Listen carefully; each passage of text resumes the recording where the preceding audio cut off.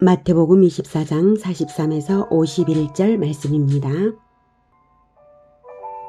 너희도 아는 바니 만일 집주인이 도둑이 어느 시각에 올 줄을 알았더라면 깨어있어 그 집을 뚫지 못하게 하였으리라. 이러므로 너희도 준비하고 있으라. 생각하지 않은 때에 인자가 오리라. 충성되고 지혜 있는 종이 되어 주인에게 그 집 사람들을 맡아 때를 따라 양식을 나눠줄 자가 누구냐. 주인이 올 때에 그 종이 이렇게 하는 것을 보면 그 종이 복이 있으리로다. 내가 진실로 너희에게 이르노니 주인이 그의 모든 소유를 그에게 맡기리라. 만일 그 악한 종이 마음에 생각하기를 주인이 더디 오리라 하여 동료들을 때리며 술 친구들과 더불어 먹고 마시게 되면 생각하지 않은 날 알지 못하는 시각에 그 종의 주인이 이르러 엄히 때리고 외식하는 자가 받는 벌에 처하리니 거기서 슬피 울며 이를 갈리라. 25장. 사랑하는 형제 여러분, 1월 12일 화요일 저녁 목상에 오신 것을 환영합니다. 예수님의 고난주간 화요일 행적 중에 종말과 재림에 대한 예언 부분을 묵상하고 있는데요. 24장 전체를 요약하면 14절까지는 종말의 징조와 대응 지침을, 그리고 15절부터 28절까지는 최종 대환란의 징조와 대응 지침을, 그리고 29절부터 31절까지는 대환란 직후에 재림 현상을 알려주신 후에 32절부터 35절까지는 재림의 징조인 시대 표적을 보고 재림이 가까운 줄을 알라고 하셨습니다. 하지만 재림의 구체적 시각까지는 알 수 없으니 재림의 징조는 살펴 알면서 깨어있어 재림을 기다리라고 하신 것이 42절까지의 내용이었습니다. 깨어있으라는 것은 명심하라는 뜻이죠. 어떻게 명심하고 무엇에 명심하여 깨어있으라는 것인지를 오늘 알려주십니다. 43절, 너희도 아는 바니 만일 집주인이 도둑이 어느 시각에 올 줄을 알았더라면 깨어있어 그 집을 뚫지 못하게 하였으리라. 이러므로 너희도 준비하고 있으라. 생각하지 않은 때에 인자가 오리라. 그 당시 이스라엘의 집은 흙벽이어서 도둑이 마음먹으면 한밤중에 벽을 뚫고 들어올 수가 있습니다. 하지만 도둑이 언제 들어오겠다고 알려주지는 않죠. 그러니 명심하여 경성하는 것이 필요합니다. 현대사회는 경비업체들이 있어서 사업자들이 안심하고 귀가할 수 있도록 경비를 업체에 맡깁니다. 매달 경비업체에 돈을 냅니다. 도둑이 들어오겠다고 하지도 않는데 매달 돈을 냅니다. 작년에도 도둑이 안 왔고, 그리고 올해도 그리고 재작년에도 도둑이 안 왔지만 경비를 합니다. 하지만 예수님은 반드시 오시겠다고 하셨습니다. 어느 시각에 올지 모르지만 반드시 오시겠다라고 하셨습니다. 준비하고 있으라. 생각하지 않은 때에 인자가 오리라. 예. 어느 시각에 올 것인지 알려주지 않는 것은 도둑이나 예수님이나 똑같지만 도둑은 오겠다고 하지 않았고 예수님은 반드시 오시겠다고 하셨습니다. 그러니 오지도 않을 도둑을 대비하는 데에도 그렇게 열심인데 준비하고 있으라. 생각하지 않은 때에 인자가 오리라. 얼마나 마음을 기울여 준비를 해야 하겠습니까? 예수님 오시는 일은 너무나 기쁜 일인데요. 왜 도둑이 드는 일에 비유를 하셨는지를 생각해 보면 맞이할 준비가 없는 자에게는 강도질을 당하는 것과 같은 참담한 결과가 있기 때문입니다. 그렇다면 무엇을 명심하여야 하는 것일까요? 명심해서 수행해 두어야 할 일이 무엇일까요? 그게 중요하죠. 네, 마음만 긴장하고 있으면 되는 게 아니니까요. 자, 45절부터 충성되고 지혜 있는 종이 되어 주인에게 그 집 사람들을 맡아 때를 따라 양식을 나눠줄 자가 누구냐? 주인이 올 때에 그 종이 이렇게 하는 것을 보면 그 종이 복이 있으리로다. 내가 진실로 너희에게 이르노니 주인이 그의 모든 소유를 그에게 맡기리라.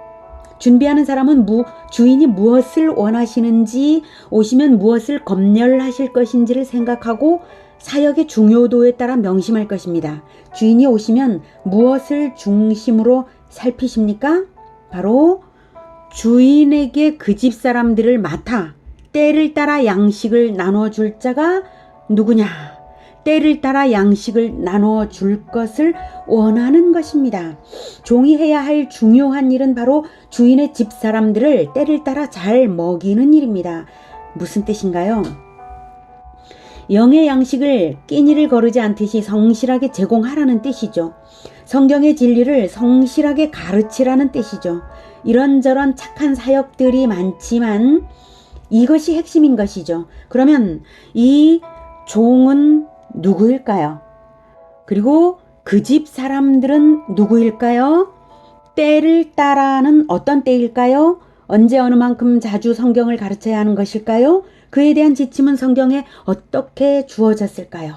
자, 먼저 이 종은 충성되고 지혜 있는 종이 되어, 즉 충성되고 지혜 있는 종이 스스로 되고자 해서 되는 자입니다. 종이 되어 이렇게 할 자가 누구냐?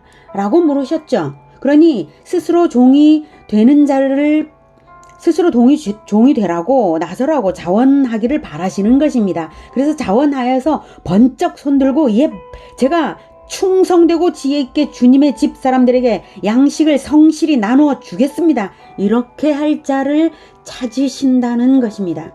그러니 반드시 목사라든지 전도사라든지 그런 타이틀을 가져야 할 것은 없습니다. 자원하는 마음이 중요합니다. 그리고 충성심과 지혜가 중요합니다. 그 집 사람들은 종의 집 사람들이 아니라 주님의 집 사람들이죠. 종은 종일 뿐이니까 자기 집 사람들조차도 주님의 집 사람들이죠. 목회를 해도 교인들을 자기 교인이라고 생각해서는 안 되고 주님의 집 사람들을 잠시 맡았으니 성심으로 섬겨드려서 주님의 인도하심대로 진로를 따라갈 사람들임을 유념해야 합니다. 언제든지 파송을 할 때가 되면 파송을 하고 언제든지 떠나야 될 때가 되면 떠나고 그러는 것이죠. 그래서 주님의 집 사람들이라는 것을 유념해야 합니다. 또한 교인이 아니라 할지라도 새로 전도되는 모든 사람들이 다 주님의 집 사람들인 것입니다.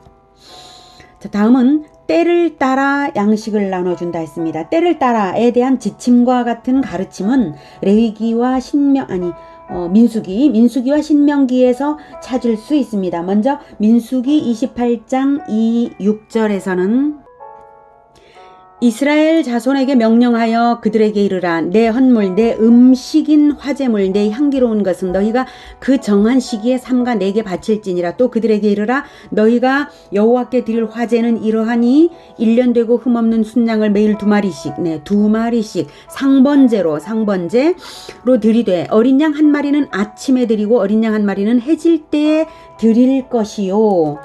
그리고 또 고운 가루 10분의 1 에바에 빻아낸 기름 4분의 1 흰을 섞어서 소재로 드릴 것이니 이는 신의 산에서 정한 상번제로서 여호와께 드리는 향기로운 화제며 이렇게 상번제로 드리라 라고 했습니다. 상번제는 언제 드리는 건가요? 그것은 아침과 저녁에, 아침에 그리고 해질 때에 각각 드리는 것입니다. 매일이요.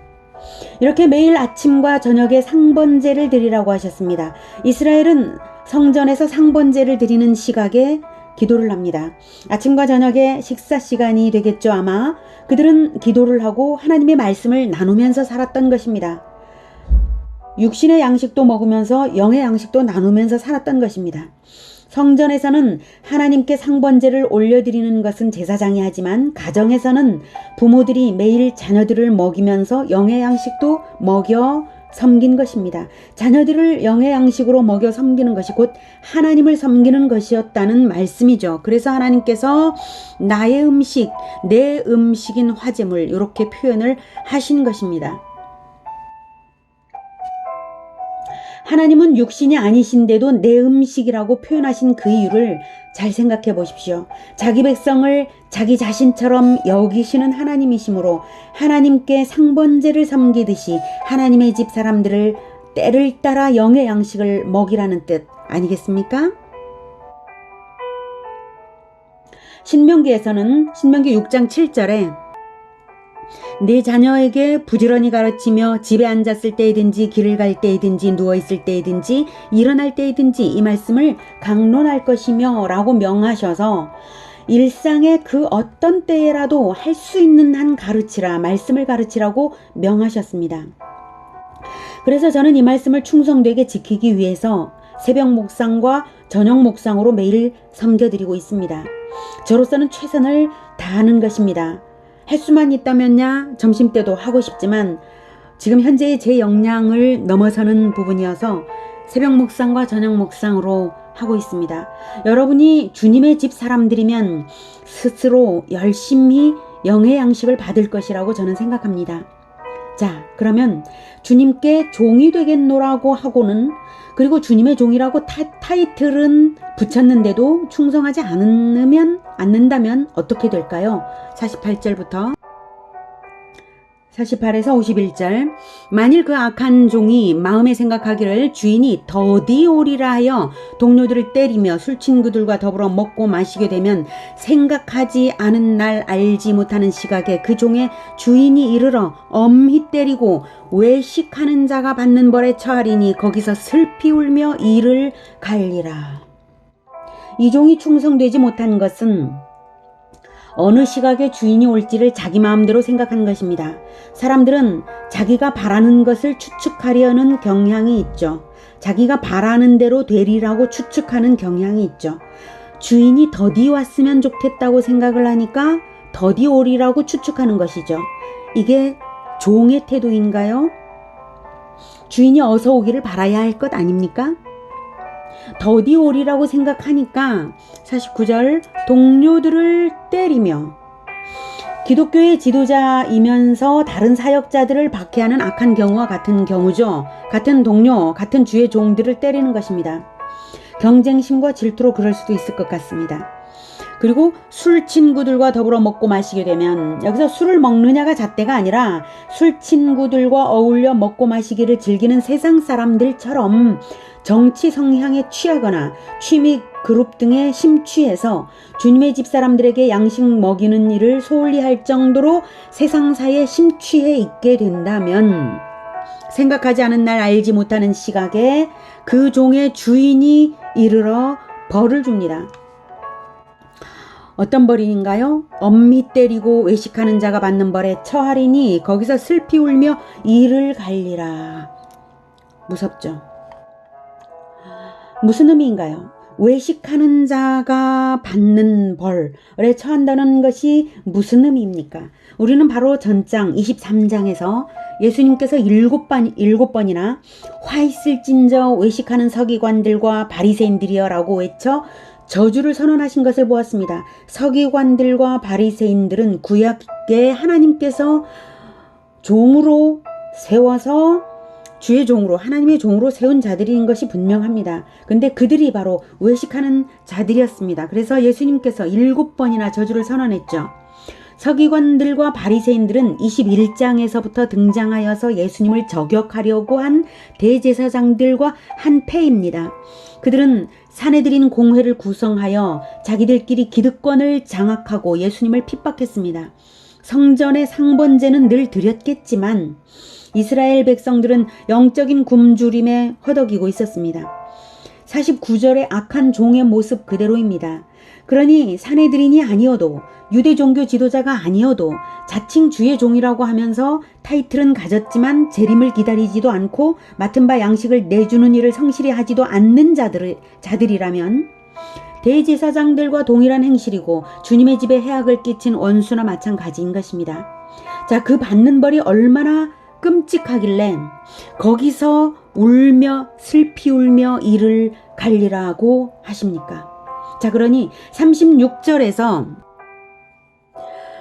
그날과 그때는 아무도 모르나니 하늘의 천사들도 아들도 모르고 오직 아버지만 아시느니라 라고 재림의 구체적인 시각에 대한 정보가 비밀로 되어 있는 이유를 짐작할 수 있습니다.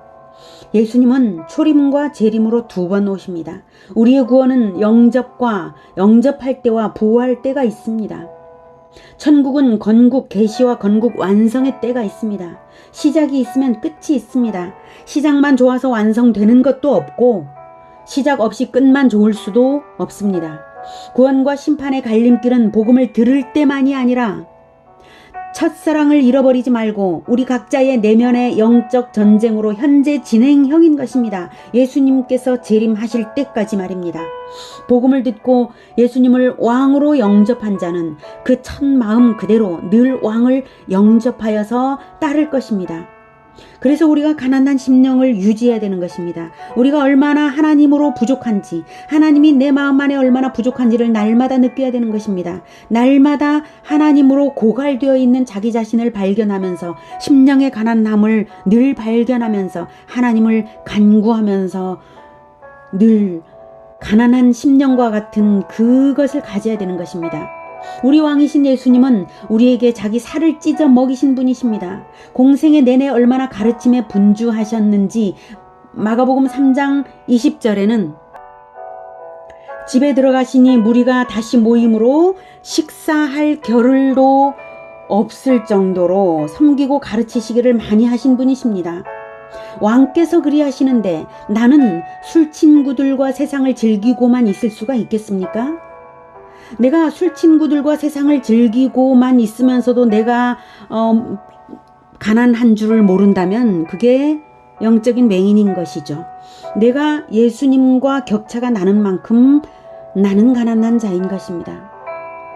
물론 가끔 즐기는 것이 술 말고 취미생활을 말한다면요. 가끔 취미생활을 즐기는 것 정도는 죄는 아니겠지만 적어도 할 일은 해야죠. 할 일이 무엇이죠?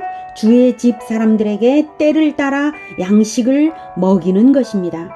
내 아들 한 명에게 그리해도 좋고 내 손자 한 명에게 그리해도 충성입니다. 자기가 맡은 사람이 내 손자 한 명, 내 아들 한 명뿐이라면 말입니다. 어쨌든 하나님께서 맡긴 그 권속이 있을 거 아닙니까? 그들에게 때를 따라 양식을 먹이는 자가 누구냐? 예수님은 바로 그런 자를 찾으시는 것입니다. 이 일에 충성한 사람이면 타이틀이 있든 없든 그가 바로 주의 종입니다.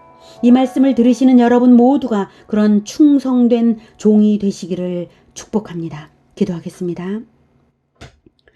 하나님, 우리는 날마다 낡아져갑니다.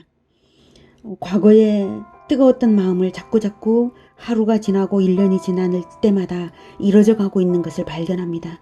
우리의 가난함이 얼마나 심각한지를 자꾸 잊어버립니다. 하나님, 우리를 불쌍히 여겨주셔서 늘 하나님께 간구하여 성령으로 충만함을 받게 하여 주시고 또한 그렇게 충만한 것으로 내 권속들에게도 계속 흘려보내는 때를 따라 양식을 주는 자가 되게 하여 주시옵소서. 내가 부족한데 어떻게 때를 따라 양식을 줄 수가 있겠습니까?